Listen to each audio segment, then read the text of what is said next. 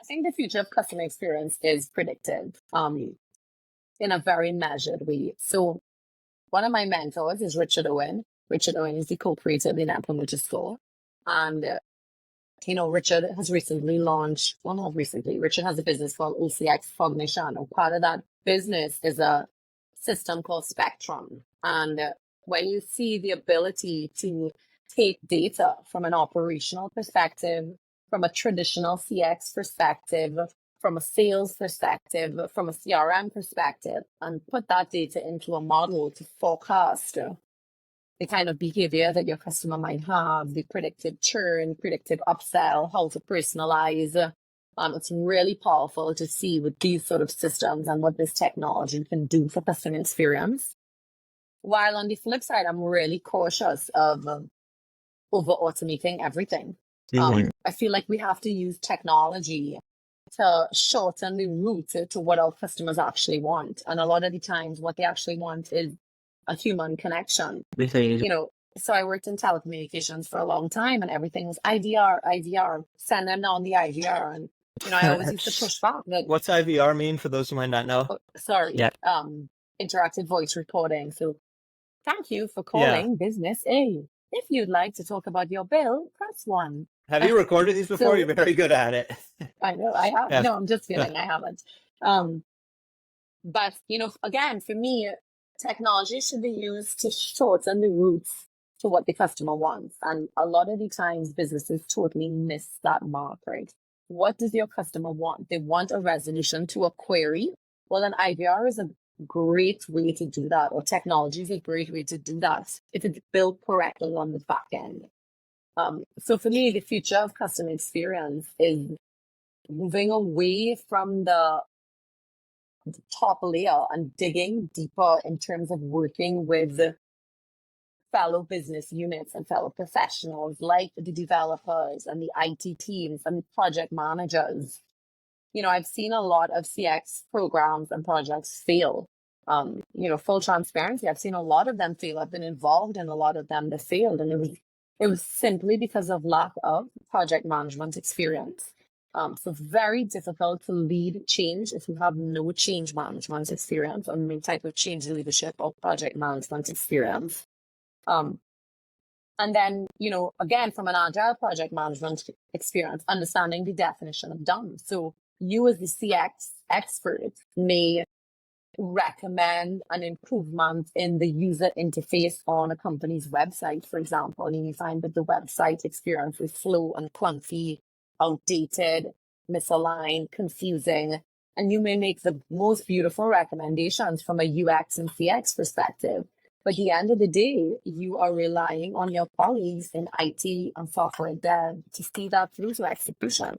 Oh gosh, I mean, it is evolving at such a fast rate. I've done a number of podcasts over the last year or so, and I feel like every time my answer continues to evolve because a lot of what I've been saying either is already happening or it's adjusting so fast that kind of my answer continues to adjust. But I think at least what I've seen with working with a couple companies, I think the digital customer experience and kind of taking these more scaled approaches, we're going to start to see more and more and more.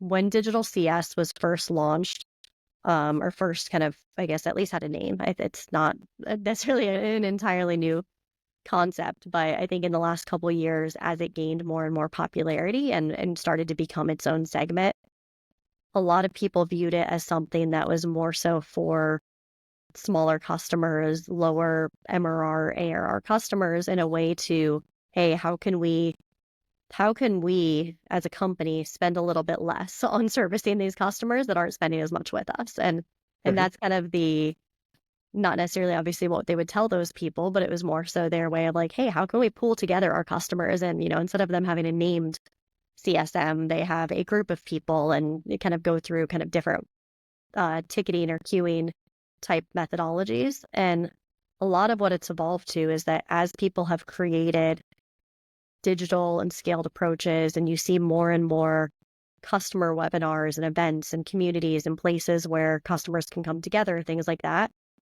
we've seen so much benefit from it that now it's like it's become a no-brainer of, hey, this isn't just for certain segments of customers. getting resources, having things be more self-service or having different options for how people can interact with your customer success team, it's for everyone. And it's something that truly so many larger companies, especially, I mean, if I've had companies or customers that we've worked with that have thousands of users, a CSM isn't meeting with thousands of users. They're still only meeting with a handful of champions or kind of leaders. And so with that, by leveraging kind of scaled approaches, digital resources, really building out a really robust academy and content like that, allows, even for the largest customers, allows for them to get the support that they need throughout their entire organization. And so I think that's been really cool to start to see that evolution, but I think that's going to happen even more, especially with AI and all the different tooling that we have. I feel like the job continues to evolve of what a CSM does. And so for my team, it's really a balance. I have some people that are really, really technical, really good with our product that we are leveraging more and more for helping support our customers that need that. But many of them are also starting to specialize into roles where they're leading the webinars, they're helping build out the content and campaigns and all of that, because I want to take my absolute best people and I want to put them on the stage. I want to get them more access to our customers. And so it's just a little bit of a different way of thinking versus saying, hey, my best people, I want to keep, I want to take them from being SMB to mid-market to enterprise. And that like enterprise CSM, I think, used to be kind of the pedestal of a CSM role where you looked at those as like, wow, you're doing it. You must be the best. Now I'm kind of taking a lot of my best people and saying, hey, I want to scale you. I want to take what you're doing and get more of our customers access versus less customers access to you. Yeah. So everyone is probably talking about AI, but I'd like to bring up something more human-centric. So CSMs are often so focused on getting into the weeds on tactical customer questions or going on and on about the product that they forget to take a step back to be genuinely curious about high-level customer goals. And unfortunately, you can't really solve for what you don't know. So in my opinion, discovery, which we all conventionally thought of as a sales skill, is increasingly surfacing as a need to have skill for CSMs. So even at SaaStr 2023 last year, Sangeeta Chakraborty, the CRO at Miro, had said, there is no post-sales in SaaS. You're always proving value and reselling to customers. This is a mindset shift. Keep customers at the center. So I think discovery is a very important skill for CSMs, especially as customer success grows and innovates, to be genuinely curious about customer goals so that we have a much easier way to align with what customers are truly looking to get from the platform, to be in a position where we can illustrate ROI, right? Return on investment for customers with our product, right? Because sure, like you can help customers with day-to-day things, but if we don't understand how these day-to-day things are tying to the bigger picture, the broader value they're seeing, then it's going to be very easy for customers to churn in the long term, right? And so to stay ahead of that, to be proactive there, discovery is super important, right? And if you want to prove value, right, you of course have to know your customers' goals and what really moves the needle for them. And so in terms of a framework to go about asking discovery questions, because this is a skill that feels very foreign or uncomfortable to CSMs, right? So a framework for this that I've really derived value from myself is Bob London's Radically Authentic Discovery Framework. And it's very simple, right? Just through a few brief, simple questions, I've uncovered customer wins, opportunities, and even risks through that framework. So I really like it. I think it's a game changer of a framework because it's very lightweight, efficient, easy to incorporate in your day-to-day conversations with customers. And it's actually customer-centric versus being product-centric. And I think that's really the shift we have to make in CS, because it's really easy to go on and on about, oh, the product has this feature and this new feature that's coming out. But if customers are not seeing how it ties into their goals, they don't care. So I think discovery really helps us be customer-centric. And as customer success evolves and industry innovates at breakneck speed, I think it's become all the more critical to smartly anticipate your customers' needs so that you can stay relevant to them, right? And even in this book that I read recently by Wayne McCullough, he alludes to this in his book, The 7 Pillars of Customer Success, in his chapter on the future of customer success, where he says discovery is part of the fundamental basis for being proactive as a CSM, right? So being proactive as a CSM, not just day-to-day reactive, ensuring that you're truly curious, you're able to do the discovery that you need to do to learn about customer goals is super important as CS grows and innovates. And I'd also add, kind of getting to the end of my answer here, I would also add that leveraging automation, right? Even AI to help save CSM's time. So I am getting to AI here at the end. So leveraging AI to help save CSM's time and allow them to focus where it makes more sense is something that I see happening, right, more often as we innovate. And so one simple example I can think of is Athena, which is a great tool to automate various workflows involving interaction with our clients via Slack. So we have Slack channels with some of our customers at Braze. And so, for example, customers come to us on these Slack channels with various questions and inquiries and feedback. So, for example, is the customer coming to us with a question for the support team?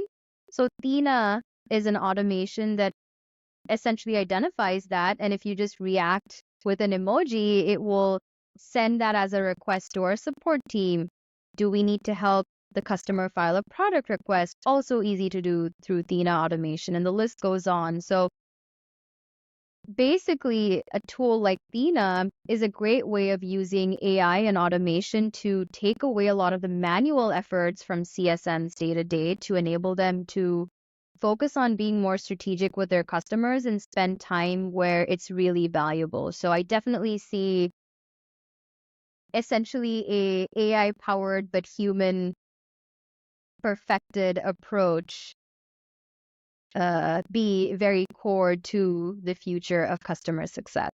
So, well, I think the future of CX is loaded. So I'll start with this. Number one, I'm a firm believer that AI is not replacing jobs. And I've written blog after blog about this, and I go against what everybody tells me. Every AI company that has contacted me to sell me has told me I'm going to reduce your QA staff by 80%. It's a lie. Okay. Because you need human intelligence. And the analogy I will give you is electricity we can't live without. It did not replace me. Did not replace it. I mean, and that's how I look at AI. I think that AI is great. I think it's an enabler. I think the future is they're getting smarter. I just posted an article yesterday on my LinkedIn that you could find, and one of the guys out there was saying about the machine learning, because I talk about human intelligence. I talk about human beings are still needed. He says, no, you have machine learning, and I actually commented back to him and says, you do understand that the machine has to be coded by the human being, right? That's still human intelligence. So I do believe the future, while it's getting better, knowledge bases are more accurate by using data. I believe that bots will be better as they come forward. I think the large language models are being better and better. Like a lot of people are talking about ChatGPT. ChatGPT is okay, but you can also fool it, by the way. There's another one that I use called Claude AI, which I think is better because it has larger language models in it. which actually does better. It's not replacing me. But what it is doing is giving me more time in my day to do more strategic things because I can use these tools to make me better. And I think that's the future that people have to understand, that it is going to enable you to be better. It's going to enable more jobs in the economy, I think. So to give you an example, before pre-AI, I had about 200 data analysts that we call. I implemented speech analytics and AI. That team has grown to 500. Right? Oh, wow. So because what I'm seeing in the industry, people buy all these tech stacks, you don't know how to use them, you don't know how to implement them, you don't know how to get value out of it. So the people business, I think, is going to be much bigger for us. That line of business for me grows at about 10% a month for human beings. Because when you buy these technologies, and another analogy I'll give you, when you buy Word, like just off Word, it's not writing the letter for you. You still have to do the work. And I think that's the big misconception in the industry. But I think future going to be awesome. I think hopefully before I retire, I will see some machine program itself. People are claiming they can do it. I betted them. I haven't seen them be accurate. I'll give you an example. I did one with one company who told me it's machine learning. I said, okay, great. Dropped them 1,000 calls. They came back and said I had a 93% CSAT. They said, great job. I said, no. I said, because I gave you 100 agents, or I gave you the subset of agents I gave you were all on performance improvement plans. None of them were at goal, but yet you're telling me they're great. And I said, how'd you get the score? Oh, it's proprietary. It's a machine learning. Oh, yeah. So if I don't know that it's accurate. So that's where I think you still need human beings. I answered your question. I'll laugh a little bit, but it's I'm so passionate about that kind of stuff where they say it's going to replace all my people. No, I am too. Like the way I look at it is like we're going from like a hand saw to like a band saw, right? I'll just be able to. I got to learn a new tool. It's gonna make me more efficient, and it's gonna do a better job at the job. So I think that's how I'm looking at AI, and that's how I'm leveraging it every day. It's just enhancing it and making me do what I do better and faster. Absolutely. Yeah, and I don't think it's going to be replacing at least me, but it could replace copywriters, right? Somebody's still going to have to proofread it, but a lot of that, I guess, that doer work, if you will, where you got to sit down and knock out repetitive tasks, I think it could really make more efficient. Well, I can tell you this, though. Some of those bot things are incorrect, or some of them, the AI are incorrect, because my daughter, to give you a live example, my daughter works for me. She's using ChatGPT to go through a course. And it's a data scientist course. And ChatGPT gave her the wrong answer. She gave me the answer to the question, and she said, Dad, of course, that's my daughter. She's like, Dad, she's like, I got the answer from ChatGPT, but I scored it wrong. I sent it to my MIT graduate, data scientist, and he said that's the wrong answer. Yeah, I believe it. You know, they're just sourcing the internet, and people have been making stuff up on the internet forever. Yeah. Yeah. Good that makes a lot of That's sense. Just because it's on the internet doesn't mean it's true. Exactly. They need one that's like built by Britannica or something, so it's backed by like an encyclopedia you can trust, and not what random people are saying. All right. Well, That's a very good question. AI. Isn't everybody talking about AI since ChatGPT? I do believe that we have just begun tapping the potential of AI in CX and CS. And I believe that AI can open a lot of doors for us to personalize our engagement with our customers, to empower our team with better information. So for me, AI is just going to augment the data. I already spoke earlier about how data is so important for me personally, but I think really in any organization, it should be the one helping you drive a lot of your decisions, right? You need to understand the data, and with AI helping you analyze those data, I feel like there's a lot of things that can be done. We already know generative AI, machine learning, NLP. I feel like that's all going to just augment the people and really be able to do maybe, I don't know, 100 times what they're doing today. Maybe that's like in the far, far future, but I just really believe that it's going to empower the people to be more efficient at their jobs. And especially when we talk about predictive analytics, like all those things that AI, fancy things that AI can do. I think really that's the future of CX. How are we going to be able to leverage AI to augment customer experience and to help the people servicing the end customers? That makes Literally had a predictor. A year ago, I would say it's AI, but I think that that's like something that we use all the time in customer success. I think the next real evolution step for customer success is being more comfortable with the revenue markers. I think a lot of times customer success has come out of the support arm or maybe the professional services arm, or for anyone that was in like, perpetual software, it was like account management or in again, professional services, which all is great, but in the SaaS world and the reoccurring world of revenue that we live in, I think customer success doesn't give itself enough credit when it comes to being revenue generators and revenue leaders. Hence why I said post-sales revenue leader earlier, is because I think that the next evolution of customer success is realizing how much influence and how much, I guess, forward-looking projection like the customer success team has on a business. I think a lot of times everyone sees customer success as the support arm, as almost a cost of running a business rather than the revenue it can generate if you align towards your customers' goals being met. So personally, I think it's something that's already kind of happening, but I do think like if you ask me again in 2-3 years, it'll be almost a default that we are comfortable with knowing that customer success managers and the CS team as a whole are revenue drivers. Good question. Well, I think a lot more automation, and I know that's kind of the big buzzword today. If I look at the customer experience space, I see a lot of desires to automate things that are selfish, right? What do I mean by that? Well, the support team wants to be more effective, so here's a support portal, right? The customer success team wants to do more with less, so here's a pooled CSM resource or a customer community, right? And the onboarding team wants to be more efficient, so we're going to automate stuff in the product instead of have a person train you. Less white glove approach. So the future of CX, I think that's the right strategy, but it's the it's the right intention, but the wrong execution. Let's flip that on its head, right? A customer doesn't want to have to talk to someone if they can solve their problem immediately on a customer community, for example, right?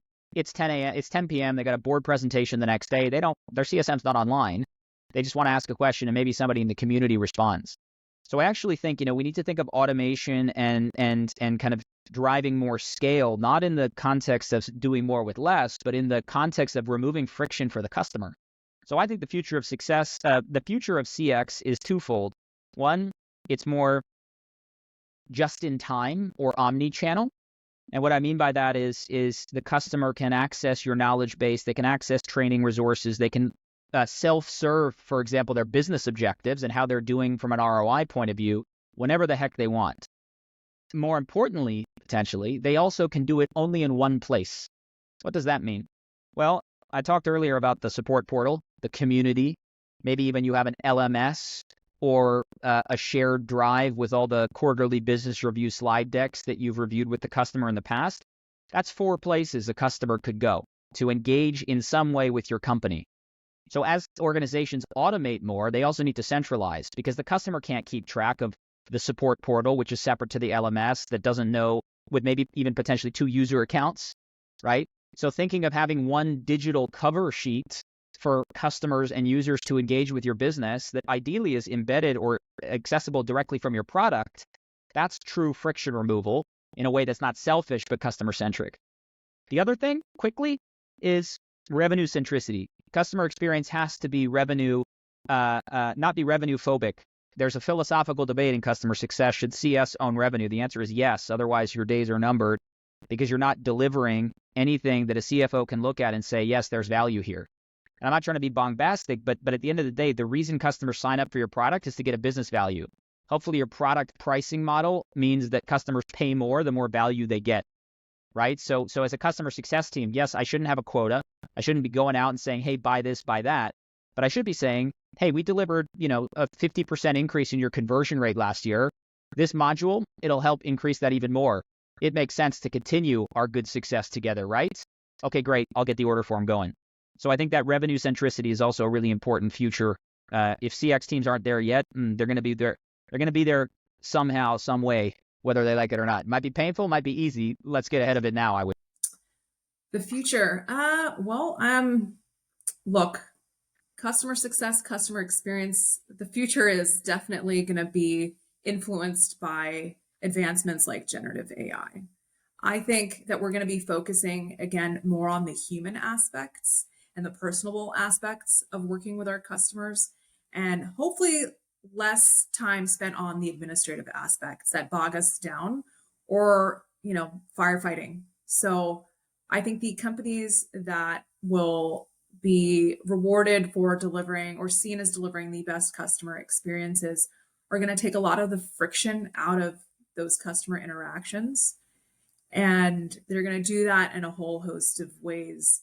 And they're going to do that more efficiently. But that doesn't mean that we're out of jobs. I just think that the nature of our jobs change and that we're going to be more in the business of change management, really helping companies in a very consultative way understand how they can reimagine, re-envision how they work and how they can do their jobs better, faster, cheaper. So I think it's a constant evolution, but ultimately we're driving towards the same first order principles. And I think the products are going to be more turnkey, or at least I hope. I hope that over time we see that implementation cycles are drastically reduced, that it doesn't take 3 to 6 months to go live, that it takes a day or a couple of weeks. I think we can get there. And I think that's going to have a huge impact on growth. And I think we're also going to see a lot of interesting M&A and consolidation as well, because as companies not only consolidate and want to go from having, 100 different point solutions down to a few core ones, I think we're going to see a lot of really neat and interesting consolidation. And hopefully that means that, we're helping knowledge workers in particular do some of their best work. So I'm pretty excited about the changes that we're seeing. And most of those are being driven by tech. But I think also this pendulum that's swung towards more efficient growth, I think has given us the haircut that we all needed. And right, no one was getting haircuts during COVID. So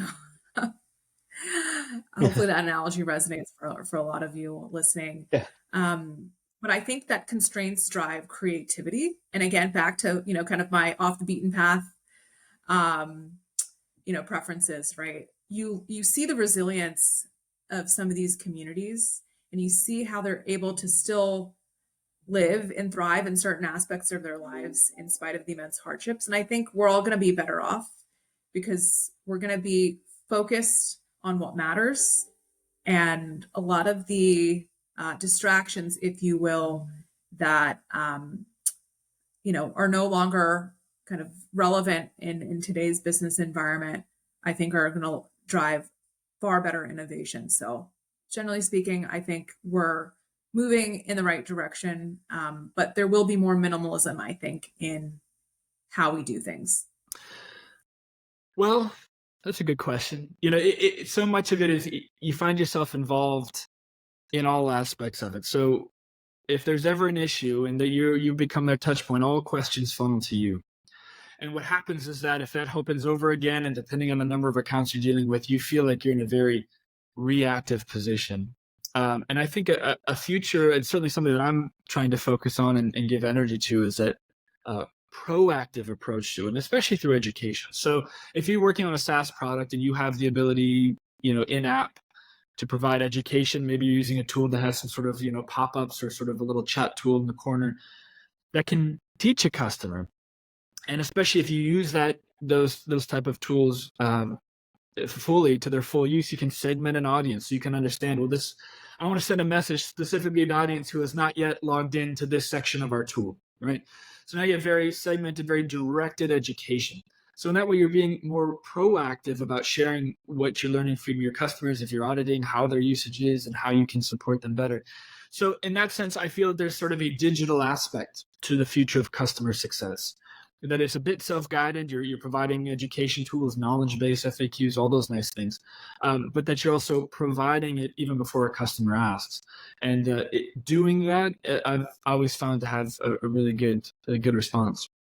Now, in doing this is something that you would automate, right? Would you create some sort of database with information that this tool would pull from, or would somebody specifically be fulfilling each of those requests? Yeah, often we use our own team. We'll work in some of those products, creating those. So what we'll do is maybe if we have a new release, a release comes out, and we may look at a product and say, well, this is a new tool. We're really excited about this new release. This is what customers asked for. Well, now we're watching to see if customers are engaging with it, are using it. And if they're not, well, now we have an opportunity to highlight that even more to customers. So a level of automation, maybe it's their first 10, 15 days in the tool, right? So now it's a check-in. How are things going? How are you feeling about this? Then also more targeted focus to things that we know customers, if they stayed a long time, because they've used this aspect of our product, will not. It's interesting. So we have been in the last few years really focused on, as a market, not just customer success, but like in SaaS in particular, recognizing the value of making customers wildly successful and retaining and growing those customers.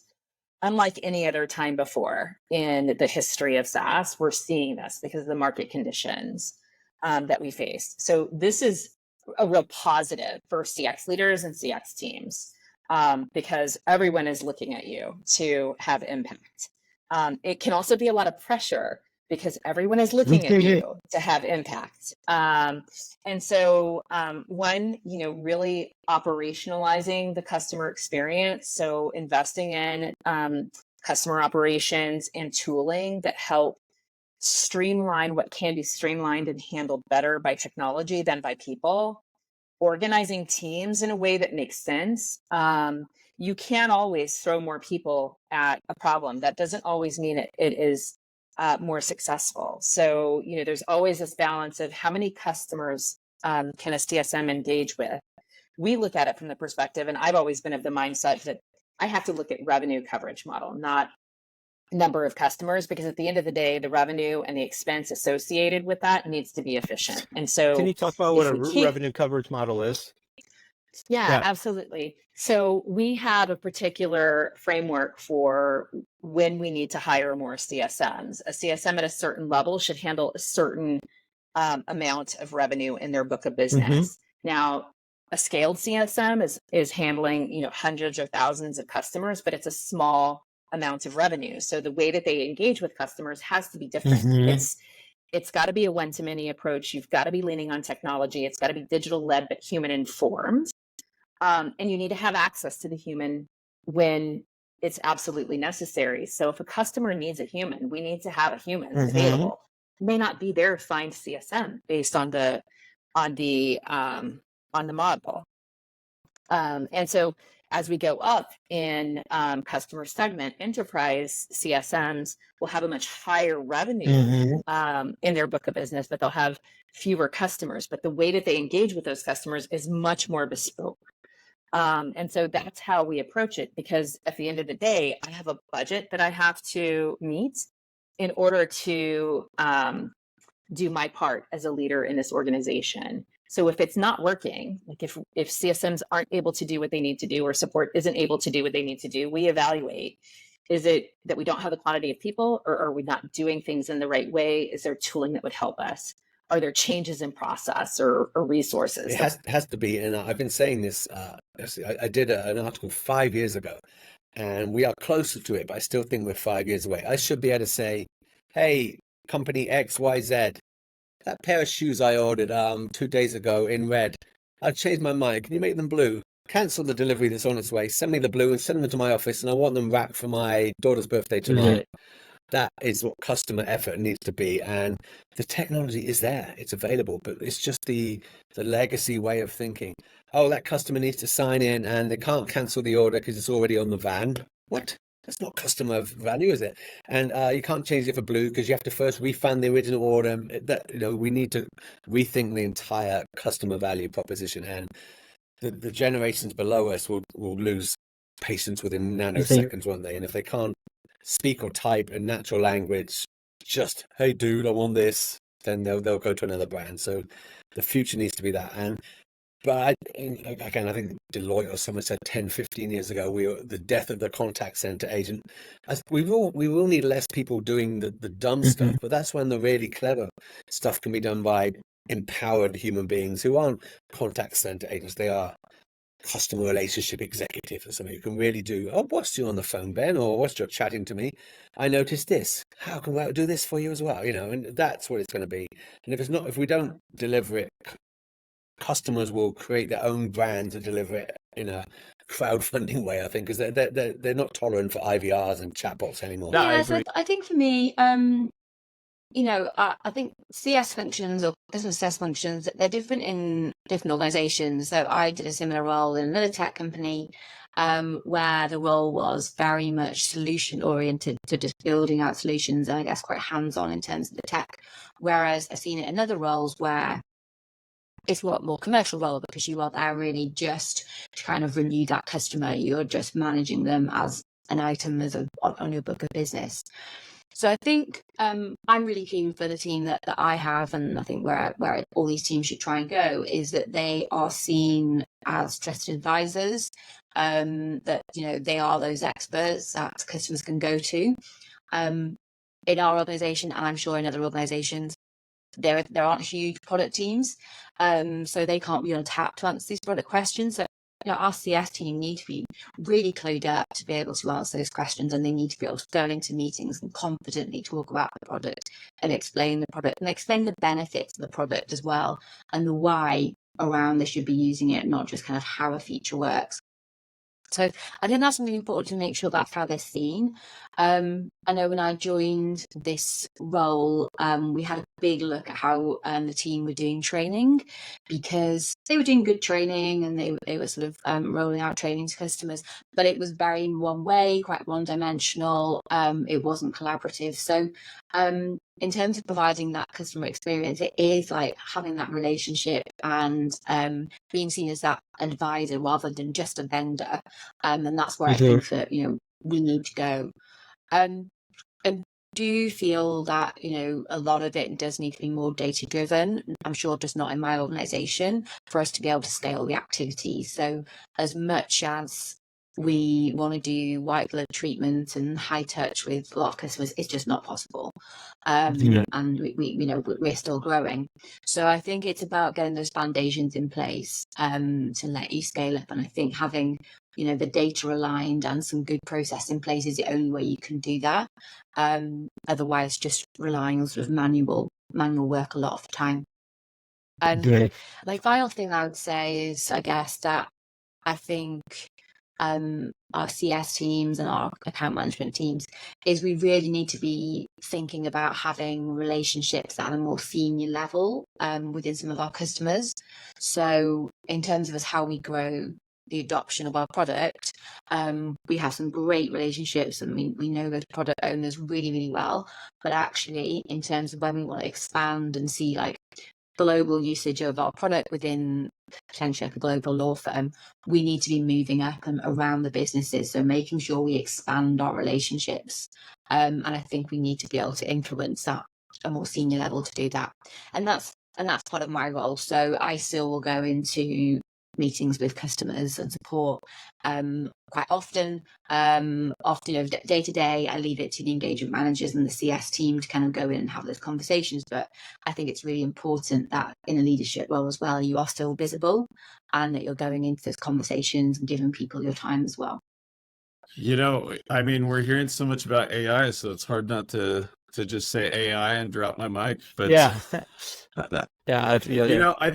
I think my approach, and I've worked in the outsourcing industry, and here's some of the buzz there that, potentially AI will eliminate frontline support jobs, potentially eliminate some offshore jobs. It's certainly possible.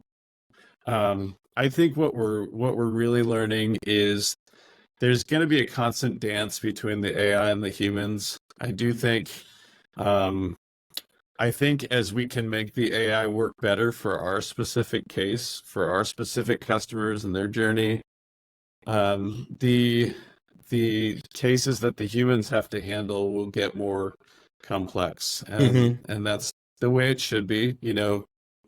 Less order takers and more people that are just really good at troubleshooting and solving problems. So I think that's really the focus in the future.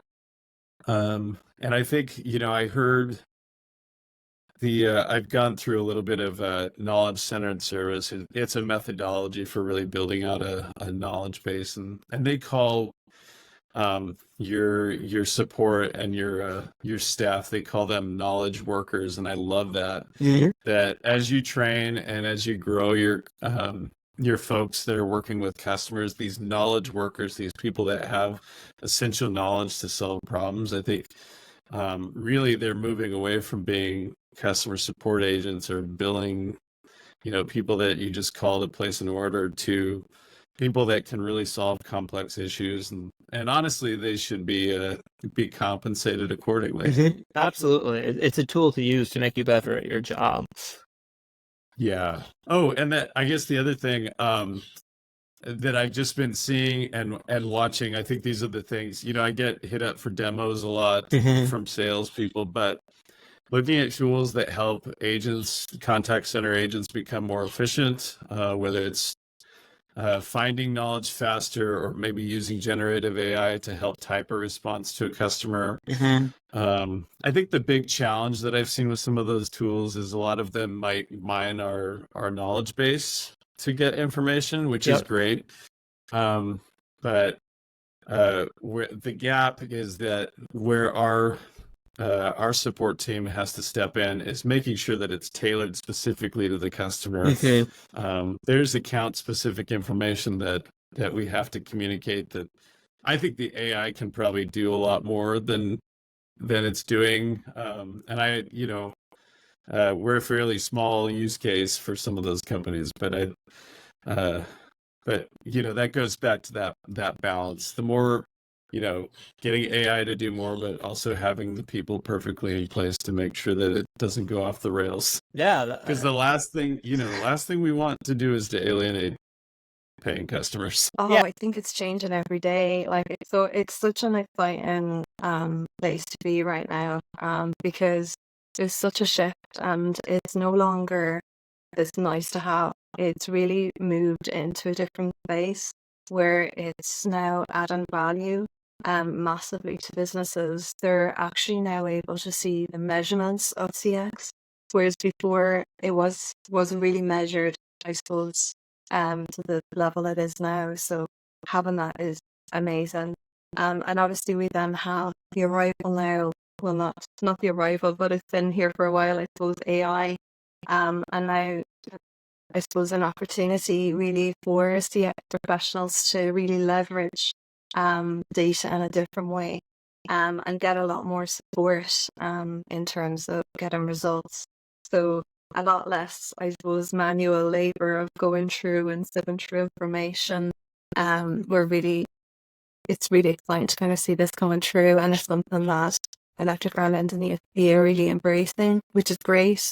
Because I know a lot of companies who are maybe a little scared of what AI can do. And often when we're afraid of something, we just kind of back away from it. So it is really nice that the company is kind of forward thinking and starting to plan and see how can we use this to really support our people and our customers.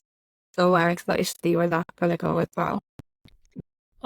Historically, the future of CS has been focused more around preventing churn and ensuring that you're retaining your customers in general, right? That is how it has been for over a decade. The way I look at it is, number one, it's going to be around shifting from focus on churn to creating more loyal advocates for your product. Because if you've got a customer base that is well invested in your product and are speaking accolades about your product, the chances of churn or attrition is going to be close to zero. Right? So the shift will be about, like I said earlier, value narration and creation to ensure that your customer is able to articulate value and that they're able to demonstrate business outcomes with them using your product. And that's the only way to create loyal advocates for your product. So that would be a shift in the mindset of a CS leader. But of course, it also comes with a lot of innovative disruption that has come in the industry with AI and all the automation, right? So scaling customer success has been always a challenge in the industry. Customer success managers tend to be focused on high AOV band customers, while the lower AOV band customers don't get as much attention as any customer would want. I mean, any company would What want. does AOB mean? So it essentially is the amount a customer spends on your organization. Okay, so like book of business, average book of business. Yeah. So I mean, if you want the expansion, it's the average order value. But Okay, then, yeah. perfect. Yeah, that'd be great. So We throw away these acronyms, and sometimes I'm sure the audience has no idea what they are. So I like to center them sometimes. No, absolutely. Yeah. And many times you get caught into calls where there are 500 new acronyms that come out, and Yeah, and I'm just like, whoa. You I just- got like trying to Google something over here while I'm trying to listen. Yeah. So I appreciate you defining that for us. No worries. So scaling customer success has always been a challenge historically. So with the advent of generative AI and a lot of automation capabilities, I think that helps CS in general, because now you tend to focus on personalization for customers that spend lower in your organization. And I think that's a trend that we're going to see a lot in the next 6 to 8 months. Again, I spoke about metrics, about how we are moving from just preventing churn to now having more loyal advocates. I spoke about tech being a disruptor. But I think there's also a shift in mindset that is required, right? Customer success is a company-wide responsibility, and it's not the responsibility of one team, right? So whether you're a sales team or a support team, or you are a solution engineer, I think customer success is part of the game and part of what you will want to do with your customer. So that shift in mindset is something that is going to become more apparent as we move forward, because every role you are a customer success manager, irrespective of your title, right? That is something that I would see happening as we move forward. Well, I think that it could go either way, with being more tactical or being more strategic. Because what I see is a trend, especially since 2020, of being more tactical, because people's jobs were kind of threatened or uncertain, and they're wanting to have like a more sure path, an easier way of showing the value, and so forth. So customer success is one of those paths. Customer experience is having a possibility of going extinct, as I've been discussing it. Going extinct in favor of CS, customer service and customer success being the be-all end-all there, because it's something that you can more easily quantify and wrap your head around. Whereas what I've been talking about, CX, is influencing the whole company to be more aligned with customers, so you're just managing smarter, stopping doing the things that people don't appreciate that are costing you, and having more less chaos and more wherewithal to be more creative, more innovative, more value creating everywhere. Not just the touch points, but everywhere, right? So that to me is what CX is. And that's the second way that it could go, because we have now AI and so many other opportunities to be making use of the overload of data. We could be using it that way. So, on one side, I'm a little bit scared, because I think that making CX become CS, that's just kind of weird. Here's why. Let me if I may just elaborate. Get on your soapbox. That's what we're here for. Well, 50 or 60 years ago, maybe a little longer, we didn't have HR. We had personnel relations. We didn't have IT. we had data processing. Okay. Those were tactical. They were taking care of issues, right? With the data processing, or, it was proactive as well as, addressing backlogs and things like that. Personnel, mostly like there's problematic employees that just don't do their work or have some, issues, or we need to be compliant with the government. Okay. In either case. Nowadays, if you have a CHRO or a CIO, their job is much more holistic, much more, addressing the whole company. And in fact, some interesting things about what HR and IT do is they require personal responsibility of every single employee to do HR things and to do data things, right? If you give me a laptop or you give me access to databases in the company, I have personal responsibility as an employee and as a manager for the responsible use of that and abiding by certain things and also demonstrating my compliance. If I'm a manager, I have to do some HR stuff like train my employees for certain things, give them performance reviews. I would rather say, well, like HR, you do that stuff to give my people their performance reviews. Well, it doesn't work that way. Well, that's how we need to be thinking of CX. It doesn't really work to just be trying to retain customers and iron out the sloppy things or the missed things from your minimally viable product that you put out to market. It doesn't really work to just work with the backlog of things that frustrated customers as your customer experience strategy. That's customer success and customer service, respectively. Those are necessary and value adding for sure.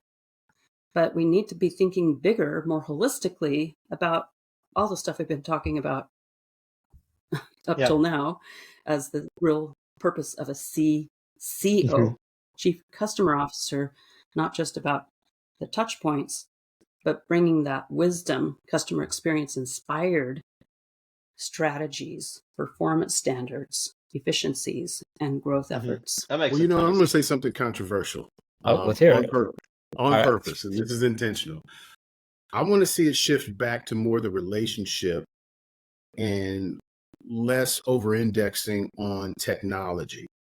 I see a trend of people getting accustomed to just hitting the easy button, and lacking the communication and the relationship building skills that I think are going to be really valuable, especially when you're talking to your white glove clients, if you will, that demographic. But I'm starting to see the industry just change to where it's technology, and it has its place.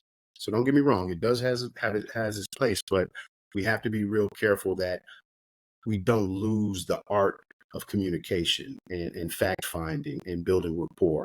And so that's the controversial statement I'll go with.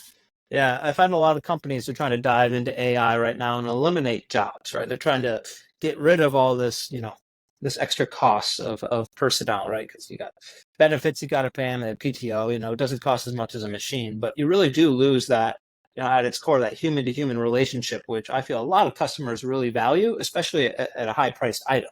Right? I don't just want some chatbot when I spent $50,000, $100,000 on something. I want somebody there who cares I can solve my problem quickly and efficiently. So I agree completely with you. And those savings, those short-term gains by saving people's jobs and the money of all that by implementing AI is going to take away from your long-term ends, right? Because you're not going to keep those customers at a high enough rate, which is going to impact you too, right? You want to keep customers who are measured on retention, so you don't want anything that could impact that. Yeah. And if I can add to that really quickly, I mean, there is a place for it. And, my line in the sand is more about your managed book versus your scale side book. When you're talking about your scale side book, then let's bring in the technology. Let's bring in your tech touch tactics and things of that nature when you're trying to do a one-to-many type of strategy, if you will, or a scale type strategy. But when you start talking about your higher paying customers, you gotta have a belly to belly relationship for those folks. Yeah, I mean, I kind of, I did talk about that, but I think one other thing I'd add to the points that I made earlier is the fact that, CX is going to be pushed. So I've read a lot about CX. I continue to be one of those like hybrids who believes in both CX and marketing as a new way to communicate. And I think AI is really, I think we got to keep tabs on the way AI can help us in CX. So CX in and of itself could be pretty comprehensive, pretty complicated for a company to implement, but I think AI is going to help lessen some of the pain points of the actual integration of that into a company. And it doesn't have to be all that different than what you've been doing before, but I think it really does. Some of the methodologies that CX uses is really, really sound, and it helps get companies from no longer, I think companies are going to be able to be affected by just spraying a message out there. You got to be able to pull people into your company and have that conversation and have that relationship. So for me, CX becomes a way of the future, but I think the utilization of AI and making that easier even on the company to implement is going to be key.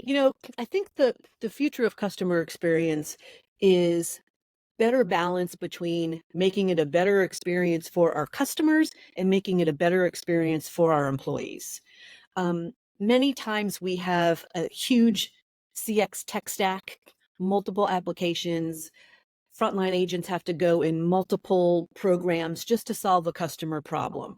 And I think the easier we make it for them to do their job, to have positive, short, knowledgeable conversations with customers to solve their problem in one interaction or two interactions, that's the wave of the future. Our customers are becoming impatient, regardless of industry. They want to call you when they have a problem that they can't figure out on their own, and they want it resolved in that call. So I would say making it easier for frontline associates to do the work and to solve problems for our customers, leveraging a little bit of self-service. Again, our customers are impatient. Let's give them the tools to maybe solve some things on their own. I see that as the future of customer experience. Yeah.